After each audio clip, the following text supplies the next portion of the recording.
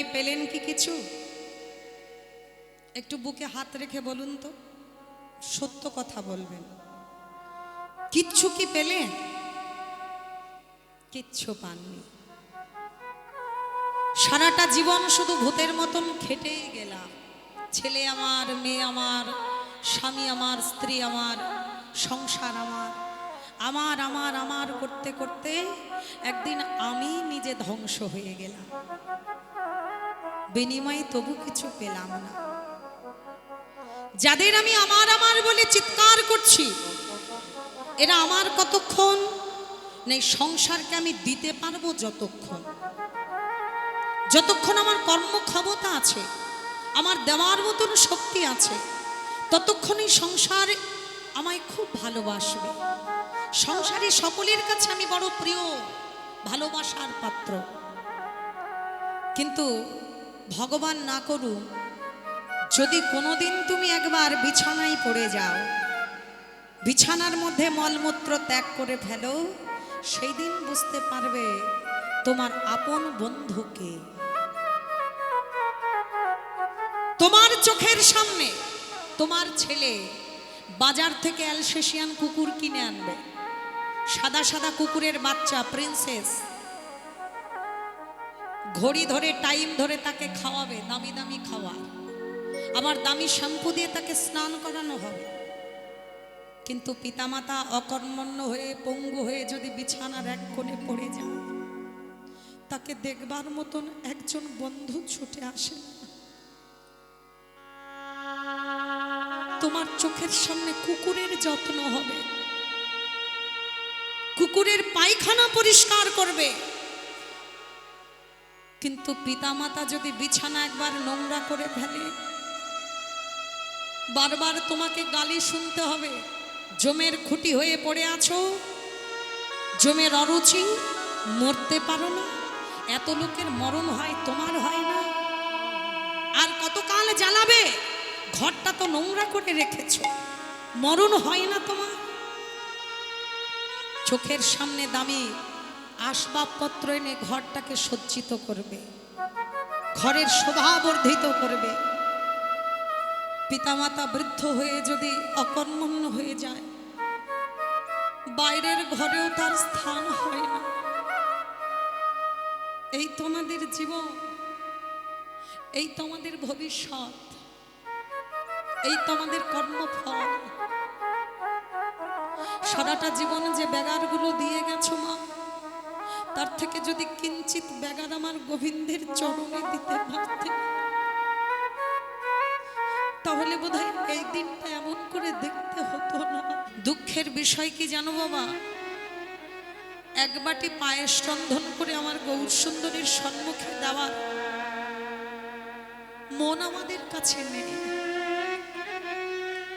যে ছেলেটার পেছনে খাবারের বাটি নিয়ে সারা দিন ধরে ঘুরে বেড়ায়, খোকারে এক মুঠো খেয়ে নে বাবা, নইলে যে তোর শরীরটা খারাপ করবে।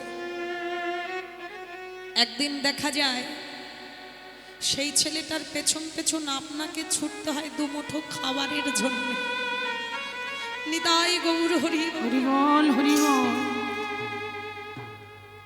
যে ছেলেটাকে কোলে পিঠে করে আপনি মানুষ করলেন, এত স্নেহ দিলেন, মমতা দিলেন, ভালোবাসা দিলেন, একটা দিন সেই ছেলেটার কাছে আপনি লাঞ্ছিত গঞ্জিত হলেন।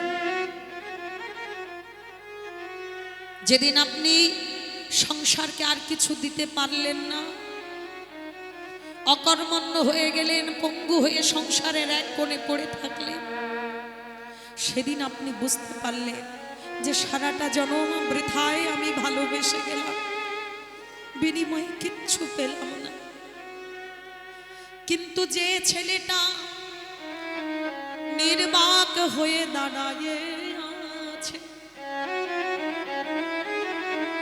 কখনো তোমার কাছে মুখ ফুটে বলেনি আমায় কিছু খেতে দাও, যে ছেলেটা কখনো বলেনি আমার চাহিদা কি, সেই ছেলেটার একদিন তুমি ভালোবেসে দেখলে, কিন্তু শেষের দিনে এই ছেলেটা তোমার মুখাগ্নি করতেও পারে, নাও পারে, সন্দেহ আছে।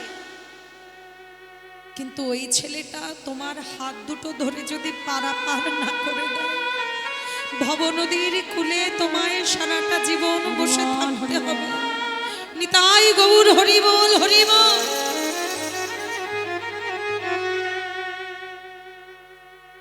সেই ছেলেটার চরণে একদিন আত্মনিবেদন করে বলতে পারলাম, হে গৌর হরি, এ জগতে আপন বলে যদি কেউ থাকে, সে হলো একমাত্র তুমি। তোমার ওই চরণ ছাড়া আমার যে আর কিছু না। ওগো দয়াময়, তোমার চরণ ছাড়া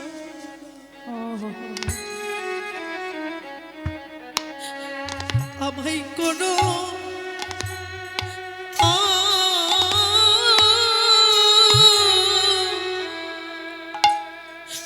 করোনা গো, তোমার চরণ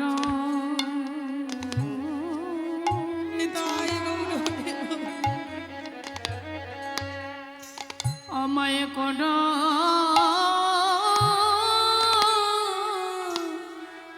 না গো,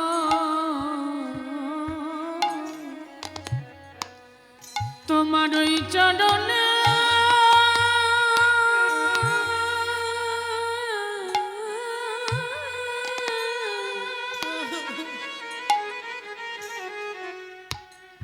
তোমার ওই চরণে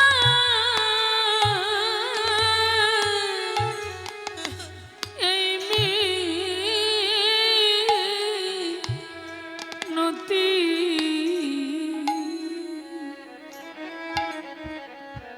তোমার চরণে ছাড়া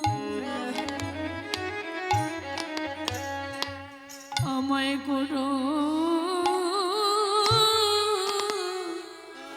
না গো। এ জগতে তুমি তুমি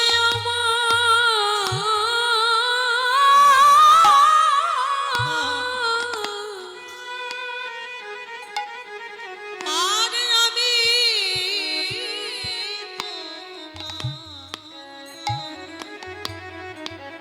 প্রভু তোমার চরণ তোমার ওই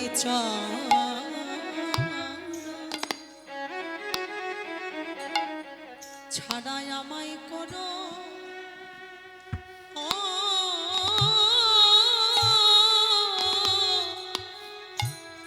করোনা গো। এ জগতে তুমি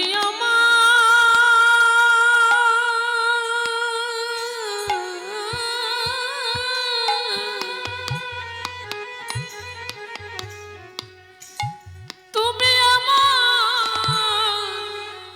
আমি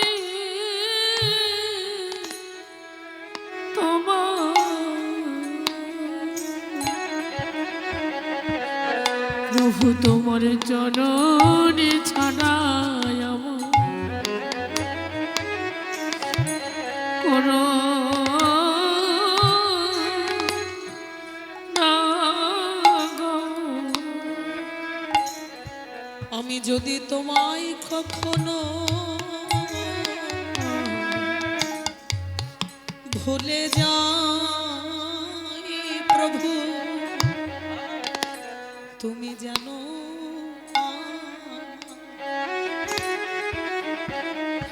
আমায় ভুলো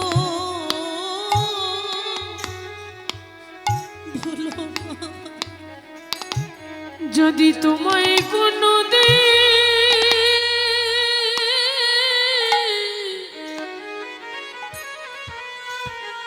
ভুলে যায় প্রভু, তুমি জানো আমার নিতাই গৌর হরি বল। ভুলো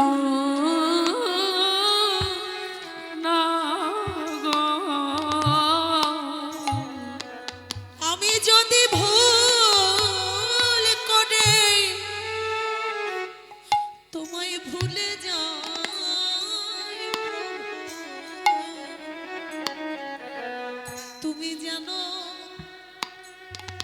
কভু আমায় আমায় ভুলো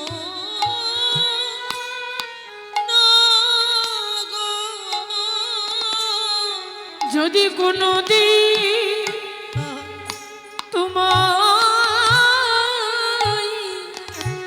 ভুলে যাই প্রভু,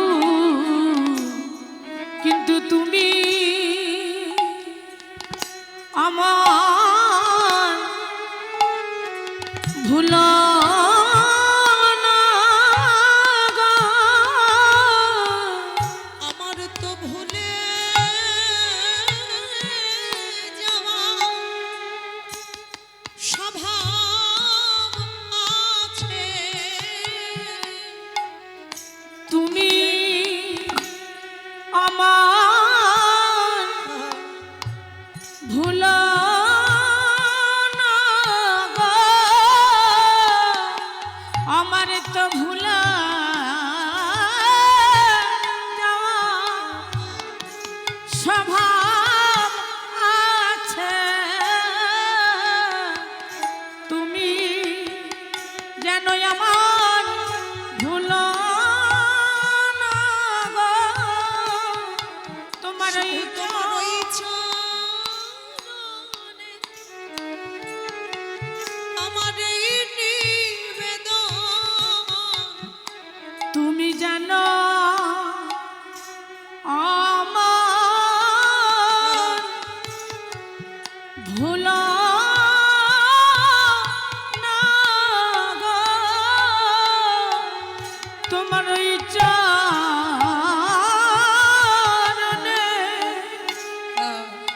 আমার নিবেদন,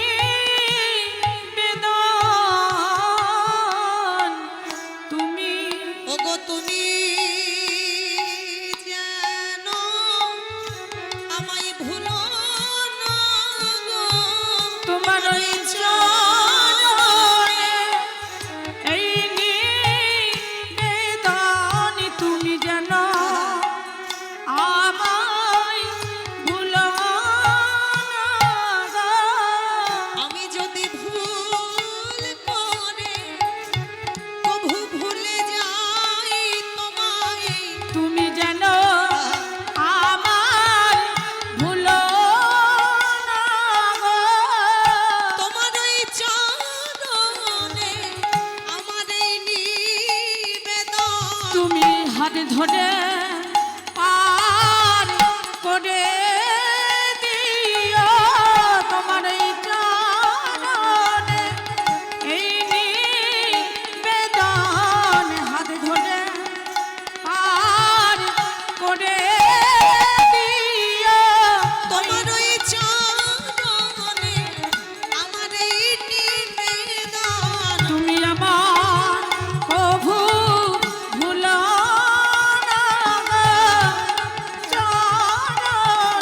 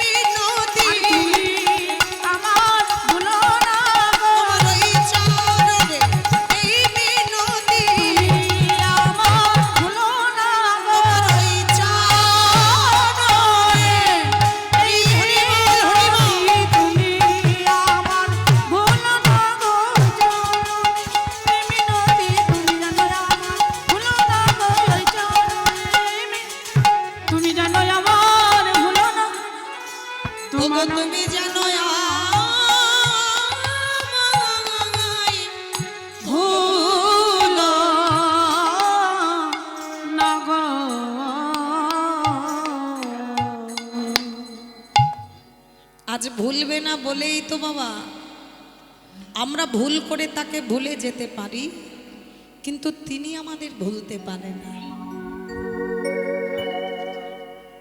ভক্ত যেমন ভগবান ছাড়া চলতে পারে না, তেমন ভগবানও বাবা ভক্ত বিহনে এক মুহূর্ত চলতে পারে না। ভগবানের বসস্থান হচ্ছে ভক্তের হৃদয়ে ভূমি। এই হৃদয়টা হচ্ছে ভক্তের একমাত্র বসস্থান। কেমন? তাই ভগবান ভক্ত ছাড়া এক মুহূর্ত চলতে পারে না। এই জন্যই তো তিনি তো জানতেন যে কলিযুগের মানুষ ব্যভিচারী অত্যাচারী হবে, দিনে দুপুরে খুন হবে, গোমাতাকে হত্যা করা হবে। তথাপিও কিন্তু তিনি গোলক বৈভব ত্যাগ করে ভূলোকে নেমে এলেন শুধুমাত্র ভক্তকে পাবে বলে, আর আমাদের মতন দুরাচারীকেই পরিত্রাণ করবে বলে। হ্যাঁ, ওই মহা সিন্ধুর পার থেকে কি সঙ্গে ভেসে আসে, ওই মহা সিন্ধুর পার থেকে কি সঙ্গে ভেসে আসে, ওই মহা সিন্ধুর পার থেকে কে ডাকে কাতর প্রাণে করুণ তানে বলে আয় চলে আয়। কে ডাকে কাতর প্রাণে করুণ তানে বলে আয় চলে আয়, আয় চলে আয় আমার কাছে মহা সিন্ধুর পার থেকে। কি তাই গৌর হরি বল। ভেসে আসে ওই সিন্ধুর পার থেকে কি সঙ্গী, ভেসে আসে ওই সিন্ধুর পার হতে। তোরা আয় ছুটে আয়, আয় রে তোরা, হেথায় নাই কো মৃত্যু নাই কো যারা, আয় ছুটে আয়, আয় রে তোরা, হেথায় নাই কো মৃত্যু নাই কো যারা, হেথায় বাতাস গীতি গন্ধে ভরা চিরস্নিগ্ধ মধুমাসে, হেথা চির শ্যামল বসুন্ধরা চির জোছনা নীলাকাশে। মহা সিন্ধুর পার থেকে কি সঙ্গী ভেসে আসে ওই মহা সিন্ধুর পার থেকে। কেন ভূতের বোঝা বহিস নিছে, ভূতের ব্যাগার খেটে মরিস মেছে। তোরা ভূতের বোঝা বহিস মিছে, ভূতের ব্যাগার খেটে মরিস মিছে। ওই দেখ সুধা সিন্ধু উথলিছে, পূর্ণ হিন্দু পরকাশে। ওই দেখ সুধা সিন্ধু উথলিছে, পূর্ণ ইন্দু পরকাশে। ভূতের বোঝা ফেলে ঘরের ছেলে, আয় চলে আয় আমার কাছে মহা সিন্ধুর ওপার থেকে কি সঙ্গী ভেসে আসে, ওই মহা সিন্ধুর পার থেকে। আচ্ছা মায়েরা, সারাটা জীবন তো ভূতের মতন খেটে গেলেন আর ব্যাগারে দিয়েই গেলেন, বিনিময়ে পেলেন কি কিছু?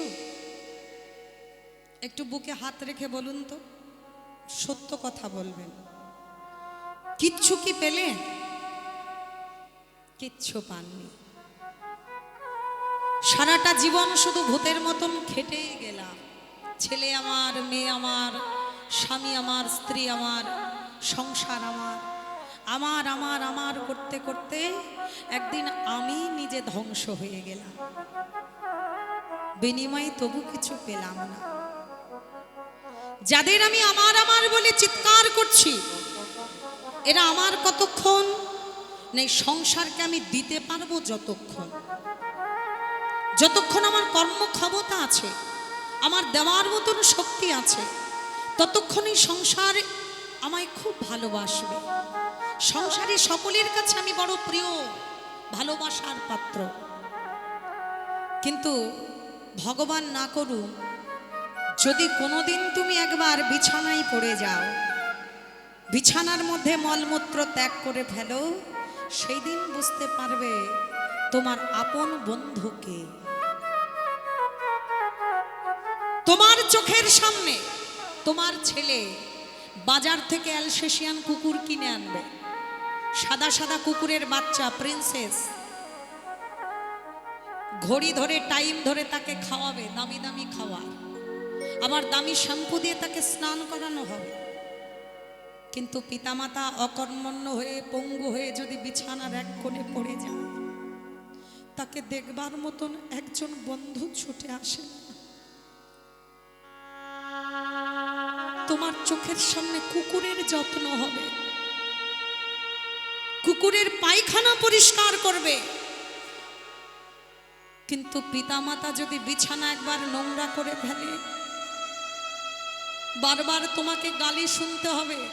জমের খুঁটি হয়ে পড়ে আছো, জমের অরুচি, মরতে পারো না। এত লোকের মরণ হয়, তোমার হয় না। আর কতকাল জ্বালাবে? ঘরটা তো নোংরা করে রেখেছো, মরণ হয় না তোমার। চোখের সামনে দামি আসবাবপত্র এনে ঘরটাকে সজ্জিত করবে, ঘরের শোভা বর্ধিত করবে। পিতামাতা বৃদ্ধ হয়ে যদি অকর্মণ্য হয়ে যায়, বাইরের ঘরেও তার স্থান হয় না।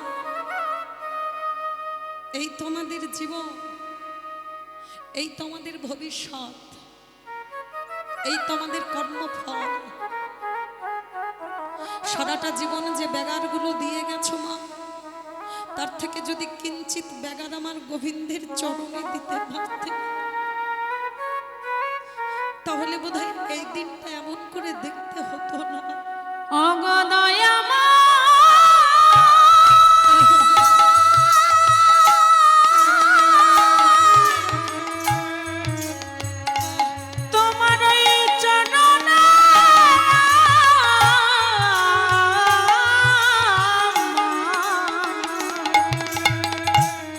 তোমার ওই চরণে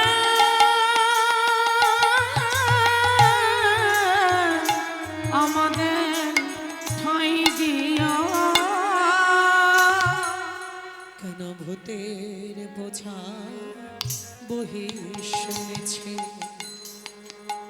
ভূতের ব্যাগার খেটে মরিস মেছে। তোরা ওই ভূত- দেখে সুধা সিন্ধু উথলিছে, পূর্ণ হিন্দু পরকাশে।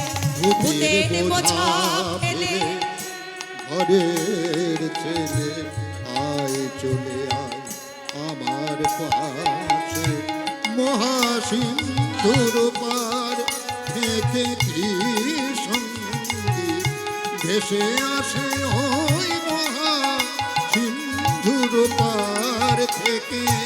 কেন কারাগৃহে আছিস বন্ধ, ওরে ওরে মূঢ়, ওরে অন্ধ। কেন কারাগৃহে আছিস বন্ধ, ওরে ওরে মূঢ়, ওরে অন্ধ। আস্তে। আচ্ছা মা, কারাগার বলতে কোনটা বোঝায়? আমরা যেটা জেনে থাকি সংশোধনাগার, যেখানে মানুষকে সংশোধন করতে পাঠানো হয়, তাই তো? কোনো দোষী ব্যক্তিকে সংশোধন করতে সেখানে পাঠানো হয়। যার এক নাম জেলখানা। মানুষ কোনো দোষ করলে, অপরাধ করলে তবে তার শাস্তি হিসাবে জেলখানায় থাকতে হয়। সেটা কতদিনের জন্যে? খুব বেশিও যদি হয় যাবজ্জীবন, সেটা 12 বৎসর, 14 বৎসর। তারপরে কোনো না কোনো একদিন কিন্তু আমরা সেখান থেকে ছাড়া পাই, তাই তো না? কিন্তু ভালো করে ভেবে বলুন তো, কি এমন অপরাধ আমরা করেছিলাম যে এইরকম একটা সংসাররূপী কারাগারের মধ্যে এসে সেই যে প্রবেশ করলাম, এখান থেকে বাহির হওয়ার মতন আজও কেউ জামিন দিল না। জগতে যদি কারোর একটু টাকার জোর থাকে, ভালো উকিল ব্যারিস্টার ধরলে জামিন পাওয়া যায় বাবা, সে যত বড় দাগে আসামি হোক। কিন্তু একটু বিচার করে ভাবুন, কি এমন অপরাধ আমরা করেছিলাম যে সংসাররূপী কারাগারের ঘানি সারাটা জীবন টেনে গেলাম। জীবনে কোনোদিন কোনো উকিল ব্যারিস্টার জামিন দিতে এলো না, কিন্তু একজন এসেছে। কে? সেই গোলক বিহারী শ্রীহরি, আমার শ্রী চৈতন্য মহাপ্রভু। এই সংসার কারাগার হতে মুক্তি দেওয়ার জন্যে তিনি ছুটে এসেছেন নদিয়ার মাটিতে। নিতাই গৌর হরি বল।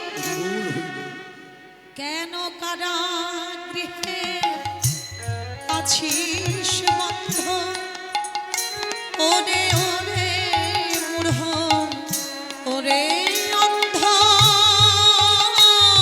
কেন কারাগৃহে আছিস বন্ধ, ওরে ওরে মূঢ়, ওরে অন্ধ।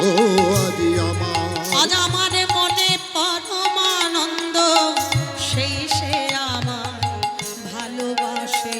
কেন ঘরের ছেলে পরের কোলে আছিস রে তুই, পরবাসে মহা সিন্ধুর পার থেকে কি সঙ্গে ভেসে আসে ওই মহা সিন্ধুর পার থেকে।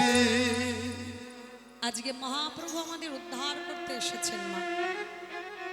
সাথে নিয়েছেন একটা বস্তু, কি? হরির নাম রূপী অস্ত্র। হ্যাঁ, এই হরির নাম অস্ত্র দিয়ে আমাদেরকে উদ্ধার করতে এসেছেন তিনি। তাই তো মহাপ্রভু তিনি যুগে যুগে অবতীর্ণ হলেন। বৈষ্ণব পদকবি কলম দিচ্ছেন, শ্রী চৈতন্যের অংশ কলা শ্রীনিবাস শ্রীনিবাস নিত্যানন্দের অংশ কলা আমার নরোত্তমে করে। নরোত্তমে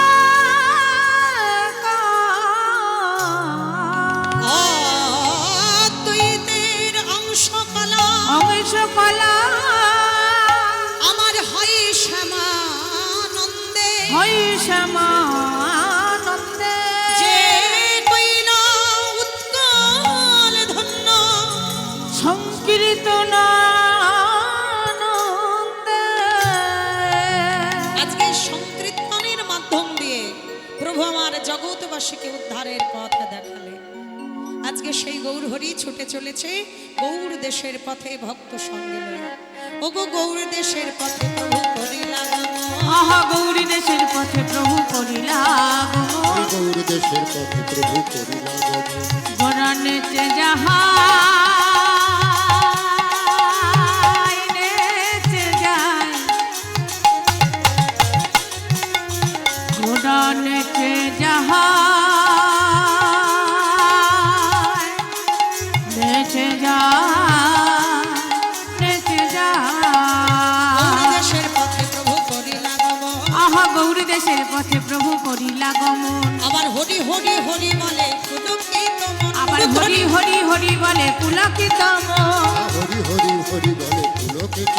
আহা হরি হরি হরি বলে পুলকিত মন। বলে হরি বল হরি বল হরি বল হরি বল হরি বল হরি বল হরি বল হরি বল। হরি বল হরি বল। আহা হরি ছাড়া গতি নাই হরি বল হরি বল। হরি ছাড়া গতি নাই হরি বল হরি আহা বল। হরি মনের সম্বল হরি বল হরি বল। হরি পারের সম্বল হরি বল হরি আহা বল। হরি মনের সম্বল হরি বল হরি বল। আমার হরি পারের সম্বল হরি বল হরি বল এই হরিপারের সম্বল হরি বল হরি হরি ও বল। হরিপারে সম্বল হরি বল হরি বল হরি পারের সম্বল হরি বল হরি বল হরিপারে সম্বল হরি হরি হরি বলে পারের সম্বল হরি হরি হরি বলে হরি পারের সম্বল আর হরি হরি হরি বলে হরি পারের সম্বল হরি হরি হরি বলে হরি পারের সম্বল হরি হরি হরি বলে হরি বল হরি বল হরি বলে হরি বল হরি হরি বলে প্রভু পুলকিত হরি হরি বলে প্রভু পুলকিত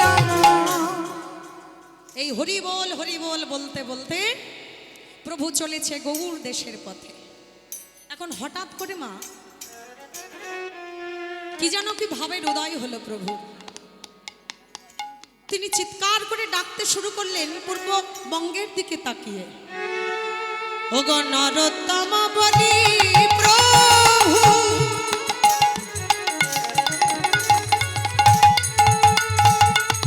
ডাকে ঘন ঘন নরোত্তম তম বলি প্রভু নরোত্তম ডাকে ঘনে ঘনে আনমেঘে চাহে প্রভু পূর্ব দিশা পানে আনমেঘে চাহে প্রভু পূর্ব দিশা পানে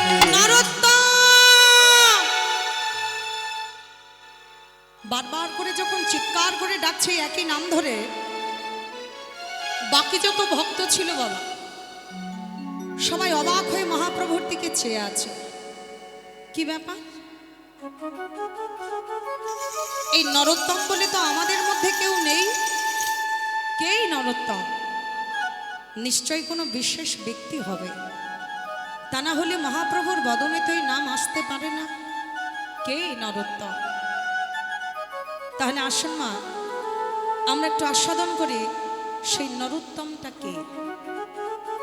আজকে যার বিষয়বস্তু নিয়ে আমরা আলোকপাত করব। একদিন নিত্যানন্দ প্রভু পূর্ববঙ্গে পদ্মা নদীর ধার দিয়ে আপন মনে হরিনাম গাইতে গাইতে চলেছে।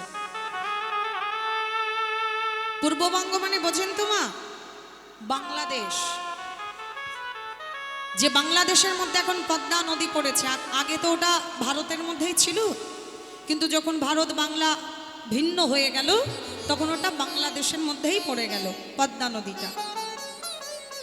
তো সেই পদ্মা নদীর ধার দিয়ে নিত্যানন্দ প্রভু আপন মনে ধেয়ে চলেছে হরিনাম গাইতে গাইতে।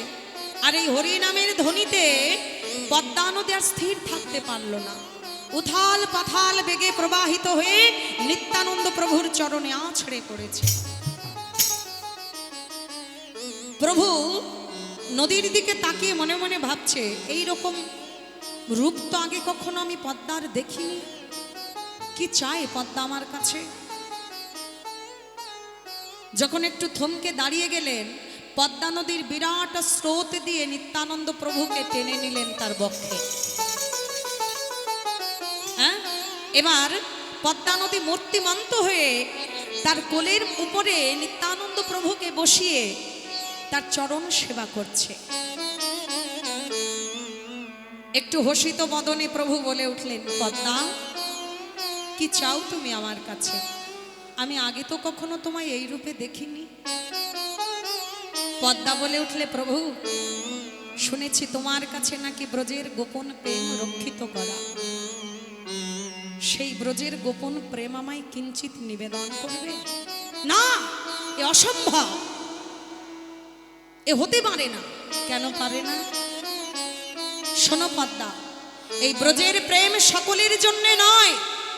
যোগ্য পাত্র বিহনে এই প্রেম তাকে নিবেদন করা সম্ভব নয়।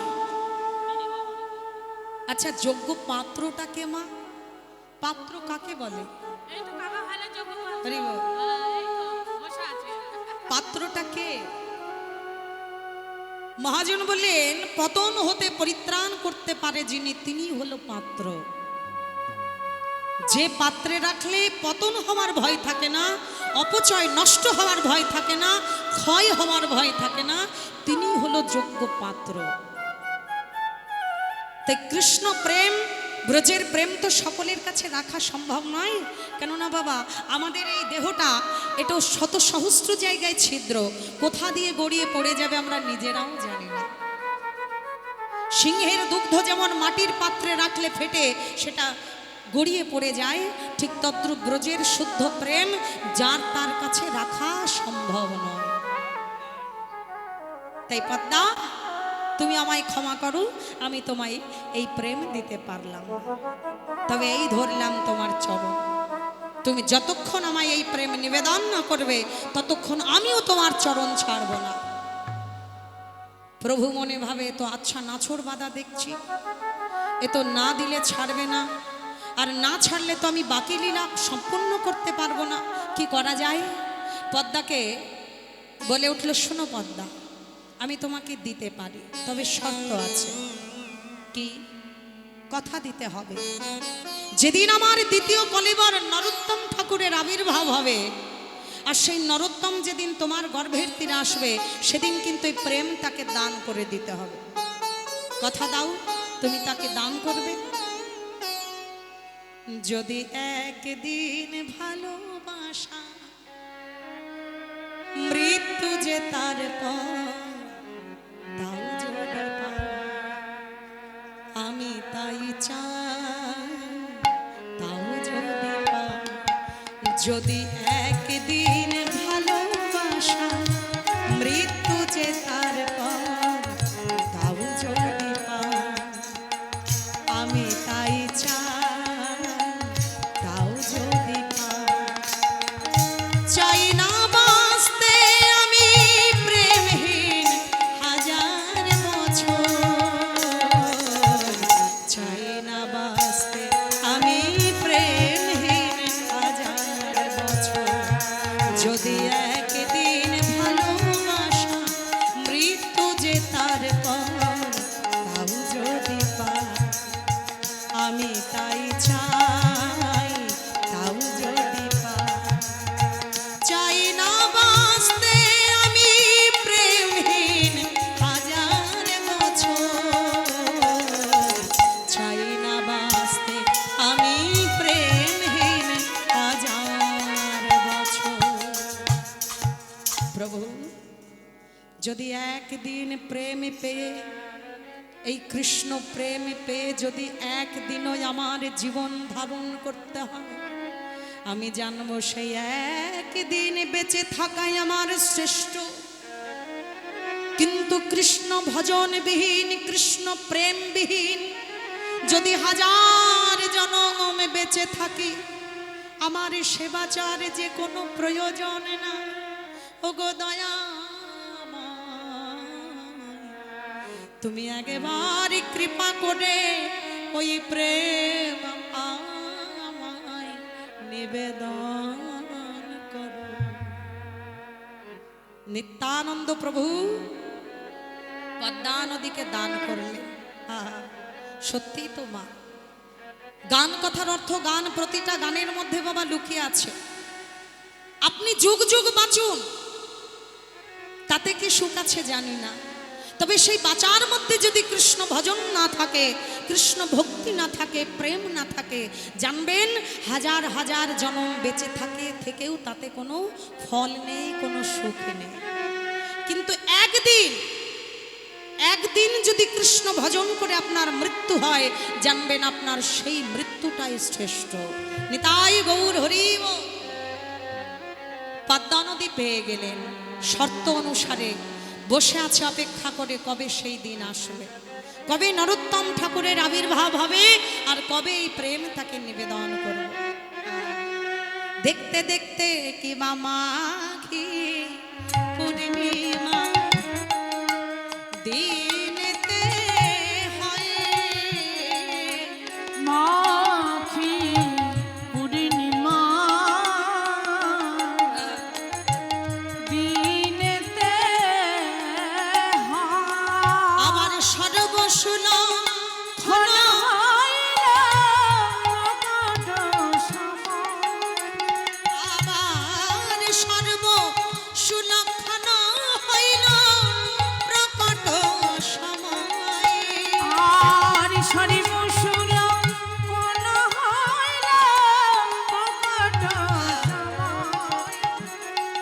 আর বাড়িল মায়ের শোভা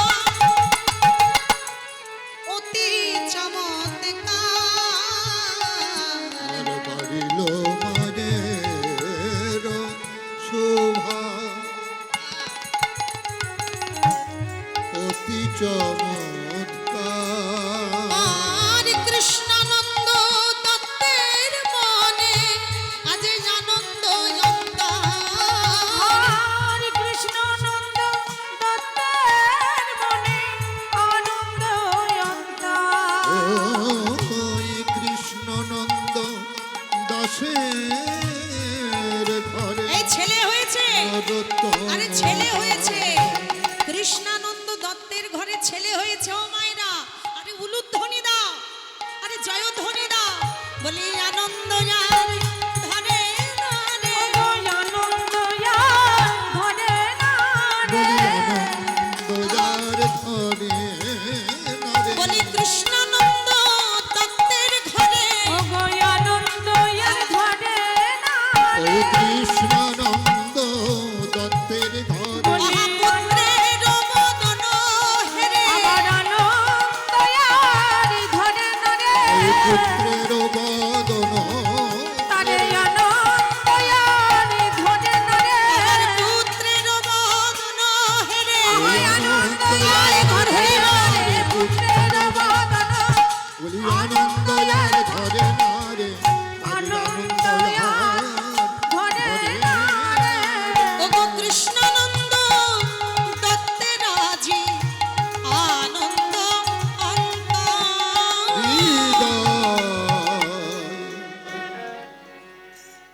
কিন্তু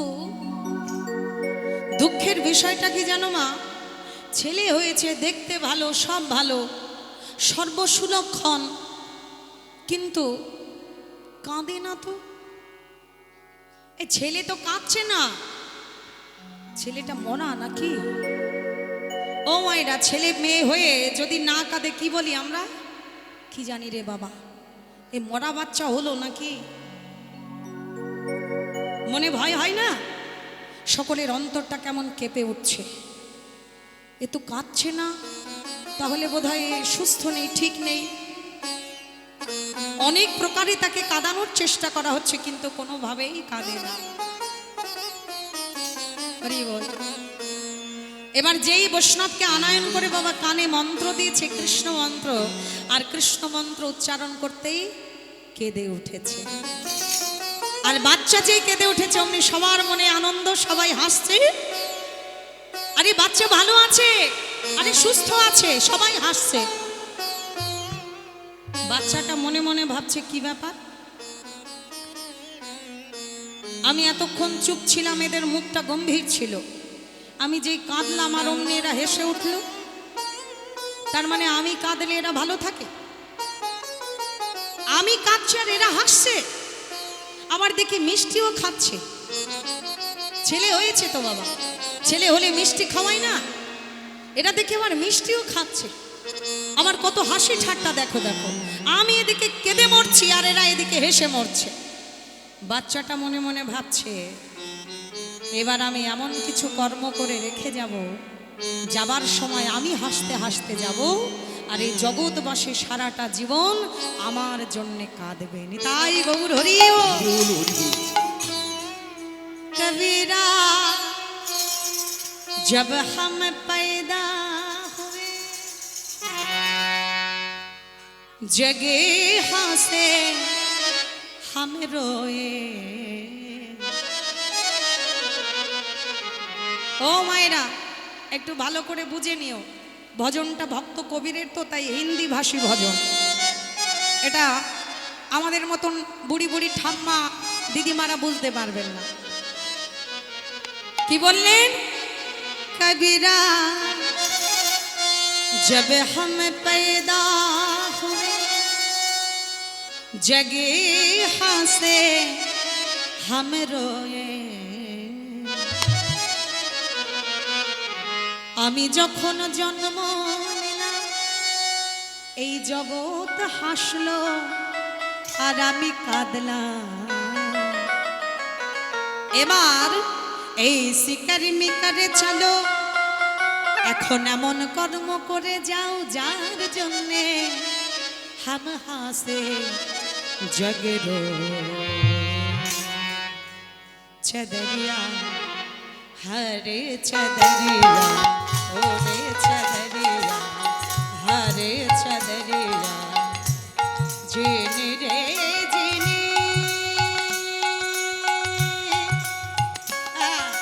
ये राम नाम रस बिनी छदरिया जिनी रे जिनी के राम नाम रस बिनी जीनी रे जीनी हरि हरि बोल।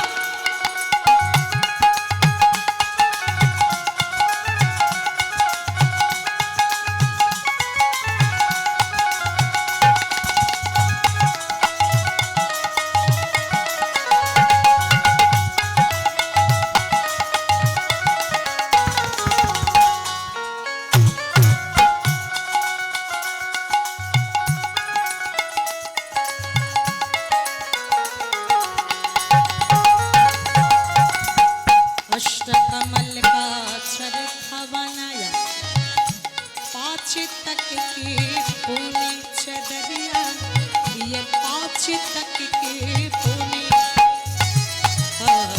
अष्टकमल का चरखा बनाया, ये पाँच तक की पूनी छदरिया, ये पाँच तक की पूनी।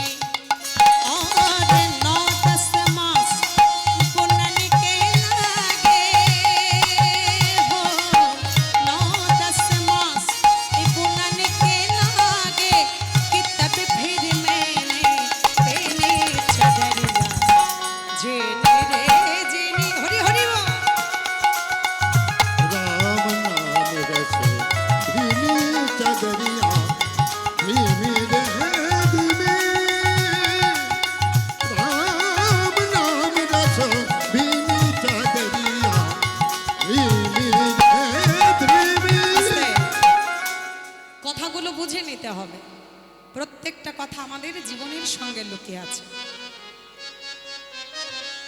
এই মানব দেহটাকে একটা চাদরের সঙ্গে তুলনা করা হয়েছে। বলছে চাদরের তবু মূল্য আছে, কিন্তু মানব দেহের কোনো মূল্য নেই। একটা চাদর যদি একটু দামি হয় আর আপনি যদি একটু বেশি যত্ন সহকারে সেটা পরতে পারেন, তাহলে সেটা অনেক দিন ওর লংজিভিটি। কিন্তু এই মানব দেহের এর কোনো গ্যারান্টি নেই, এখন আছে তখন নেই। আপনি এখানে আছেন, থাকতে থাকতে বাড়ি যেতে যেতে হরি বল, ভগবান না করুক, কিন্তু এটাই মানুষের জীবন কাহিনী।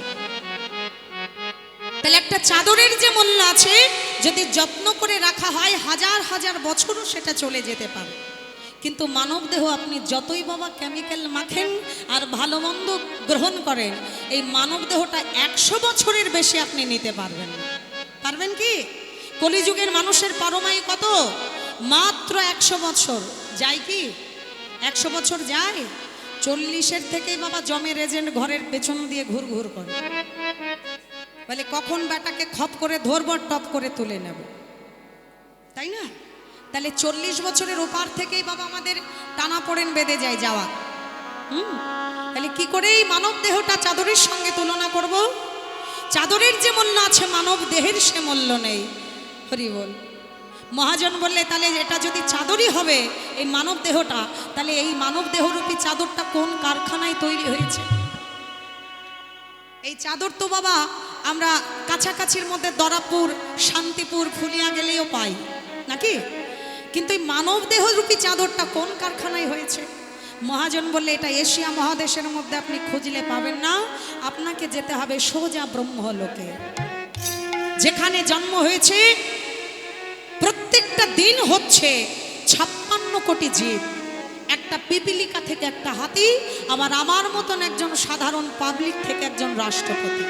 যে কারখানায় প্রতিনিয়ত সৃষ্টি হয়, সেই কারখানা হতে সৃষ্টি হয়েছে। আপনি বলবেন একটা চাদর বুনতে গেলে তো সুতো পেঁচাতে হয়, মাখুতে, চরখাতে ঘোরাতে হয়, তাহলে মানব দেহ যদি চাদরই হবে এটা কি করে বোনা হলো? মহাজন বললেন, বিধাতা 5 মাস ধরে বাবা সুতো পেঁচিয়েছে। একটা মাতৃগর্ভে যখন একটা শিশু জন্ম হয়, রক্ত মাংস হাড় মর্যা যত ম্যাটেরিয়াল আছে সব কিছু জোগাড় করতে গর্ভ মাঝে 5 মাস সময় কেটে যায়।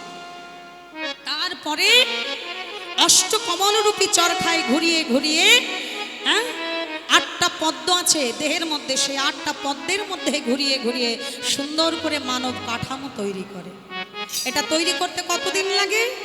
9-10 মাস বুননিতে লাগে, 9-10 মাস बुनने लगे कि तब फिर मैंने पहने चढ़ा जीने ये राम नाम रस पीने चढ़ा जीने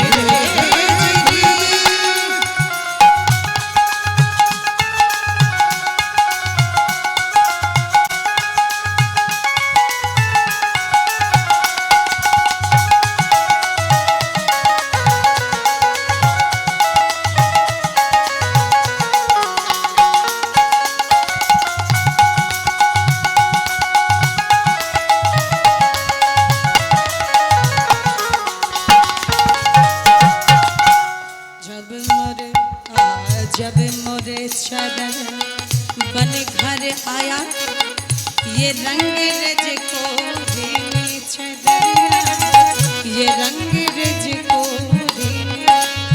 আস্তে একটা কারখানা থেকে যখন একটা চাদর বা গামছা বা শাড়ি ডেলিভারি হয়, তখন সেটা খুব একটা ভালো রংচং থাকে না, ভালো একটা ডিজাইন থাকে না। এখন একটা চাদর যদি সাদা মাঠা হয়, সেটা দোকানে বাবা ভালো সেল হবে কি? যারা ক্রেতাগণ যারা কিনবে তারা কি কিনবে? বেশি দাম দেবে? যদি সেই চাদরটা ভালো রং হয়, ভালো ডিজাইন হয়, এমব্রয়ডারি ডিজাইন, তাহলে দেখবে যত টাকাই হোক না কেন মায়েরা আগে আগে কিনবে, একটা জায়গায় 2টো কিনবে, তাই না? তদ্রূপেই মানব দেহ যখন মাতৃগর্ভ থেকে ডেলিভারি হয়, ভূমিষ্ঠ হয়, তখন এই মানব দেহটা একবারেই সাদা মাঠা। তাহলে এই মানব দেহটা যদি রঙিন করা যায়, এটা যদি সুন্দর করে ডিজাইন করা যায়, তাহলে এই মানব দেহটারও একদিন মূল্য বেড়ে যায়। যেমন করে রঙিন করেছেন ভক্ত সুদামা, ভক্ত প্রহ্লাদ, ভক্ত ধ্রুব, যেমন করে রঙিন করেছেন ঠাকুর রামকৃষ্ণ পরমহংসদেব, স্বামী বিবেকানন্দ। এদের মতন করে যদি রঙিন করে নিতে পারো, গুরুচরণ আশ্রয় করে কৃষ্ণ রঙে রাঙিয়ে নিতে পারো, ললাটে শ্রী কেশবায় নম, কণ্ঠে শ্রী গোবিন্দায় নম, উদরে শ্রী নারায়ণায় নম, বক্ষে শ্রী মাধবায় নম, কণ্ঠে তুলসী, ললাটে ত্রিলোক দাদ, সঙ্গে ত্রিলোক সেবা করে আপনার পরনে যদি দামি কোনো পোশাক নাও থাকে, আপনি এই রূপ ধরে রাস্তায় যেখানে যাবেন, চেনা হোক অচেনা হোক, আপনাকে দেখলে বাবা সবাই সেলুট করবে, প্রণাম করবে, জয় নিতাই হরে কৃষ্ণ বলে আপনাকে সম্বোধন জানাবে। কিন্তু আপনি যদি দামি পোশাক পরে রাস্তা দিয়ে হেঁটে যান, আপনাকে কেউ বলবে না জয় নিতাই হরে কৃষ্ণ। তাহলে মূল্যটা কার? যিনি গুরুচরণ আশ্রয় করে এই দেহটাকে সুন্দর রঙে সাজিয়ে নিতে পেরেছে।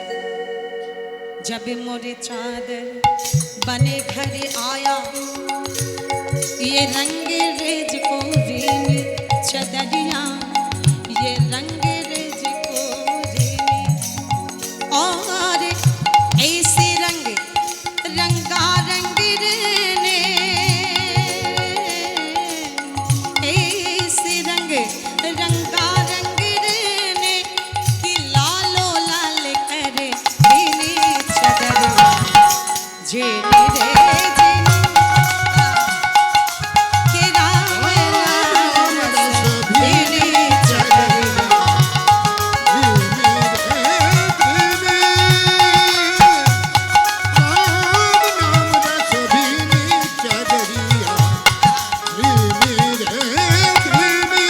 এবার কি বলে দেখুন, চাদর ওড়ে শঙ্কা মত করিও ये 2 दिन तुमको देनी चदरिया ये 2 दिन तुमको দেনি।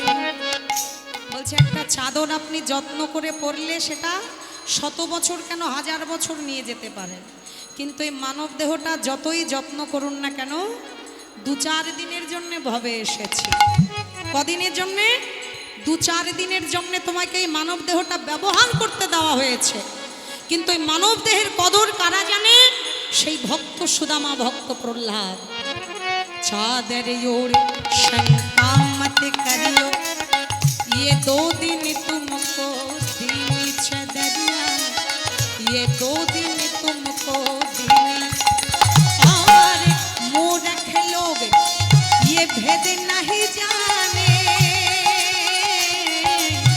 मूर्ख लोग ये भेद नहीं जाने, ये दिन दिन मैंने पीनी चदरिया, जीनी रे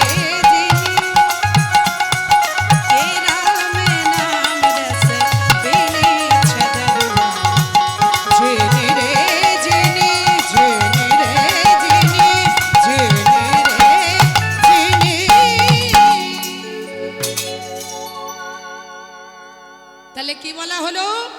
যারা মূর্খ তারাই কেবল এই 2 দিনের দেহটাকে নিয়ে অহংকার করে, কিন্তু যারা মহাপুরুষ মহামানব তারা এই দেহটাকে নিয়ে অহংকার নয়, এই দেহটাকে নিয়ে তারা ভজনে লাগিয়ে দিয়েছে। তাই গৌর হরি।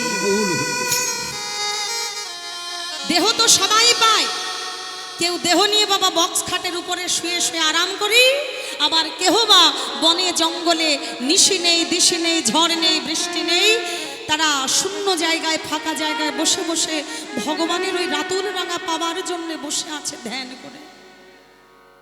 এটাই হচ্ছে বাবা আমাদের মানব জীবনের ব্যর্থতা। শুধু মানব জীবনটা পেলেই হবে না, মা বুঝে নিতে হবে যে দেহটা শুধু সুখের জন্য নয়, এই দেহটাকে নিয়ে শুধু আনন্দ করবার জন্য নয়, এই দেহটা পেয়ে যদি ভগবানের সেবায় নাই লাগতে পারলাম তাহলে মনুষ্য জন্ম পাওয়া আমার বৃথা হয়ে যায়। তাই আজকে নরুকে পেয়ে সবাই আনন্দে বিভোর।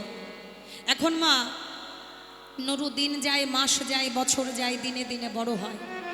ছেলেটার নাম হয়েছে নরু, বলতে ভুলে গেছি কি নাম, ডাক নাম তার নরু। হ্যাঁ, এখন ছেলেটা একটু অন্য গতিবিধি, পড়াশোনায় মন নেই, কোনো খেলাধুলায় মন নেই, ওই সারাক্ষণ কৃষ্ণ কৃষ্ণ কৃষ্ণ মুখে বলেই চলেছে, একই কথা একই সুর তার কানে ভাসে। পাশে আছে কৃষ্ণদাস গোস্বামী বাবাজি মহারাজের একটা আশ্রম, সেই আশ্রমে নিত্যদিন নিয়ম করে ভাগবত পাঠ হয় ঠিক এরকম সময়, আর সেই ভাগবত পাঠ শ্রবণ করতে ওই নরু প্রত্যেক দিন যায়। এখন